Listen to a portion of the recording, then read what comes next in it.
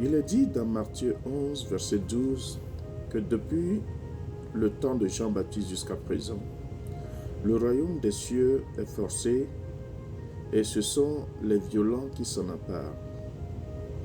Aujourd'hui, nous prenons ces versets comme étant appui pour faire la violence, pour faire certaines prières, pour dire que c'est ce que Jésus est en train de dire. Nous devons faire beaucoup attention lorsque nous voulons expliquer des versets. Nous devons expliquer plutôt les contextes au lieu d'expliquer les versets.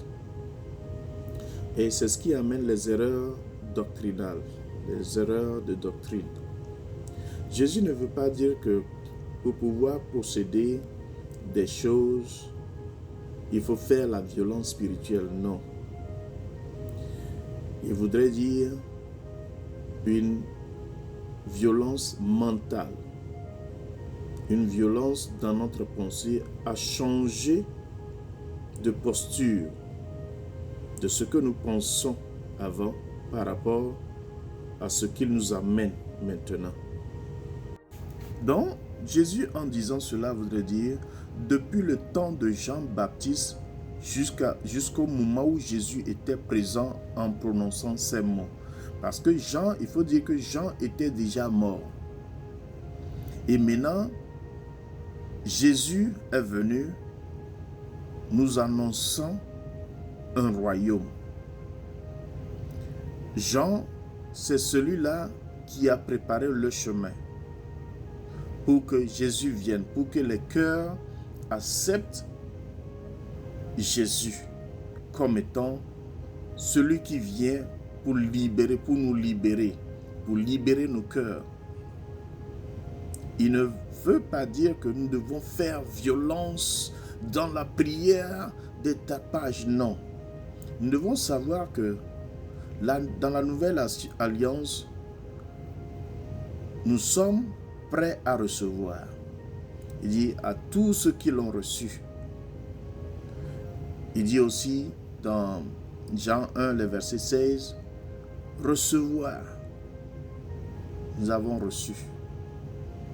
Nous ne sommes plus en posture de demander, mais de recevoir parce que lui-même, il est venu à nous. Il nous faut maintenant le recevoir. Il nous faut le recevoir. Nous devons être dans la posture du recevoir. Cette violence, c'est une violence dans notre pensée, une violence mentale, positionnelle.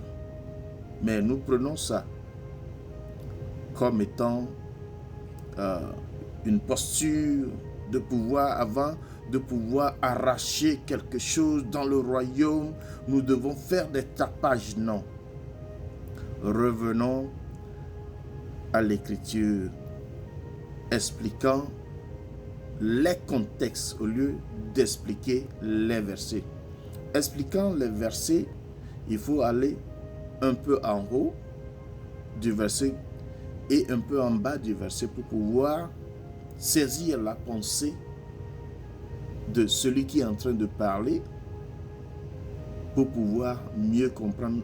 Alors là, nous allons éviter des erreurs de doctrine qui conduisent beaucoup de gens à l'erreur.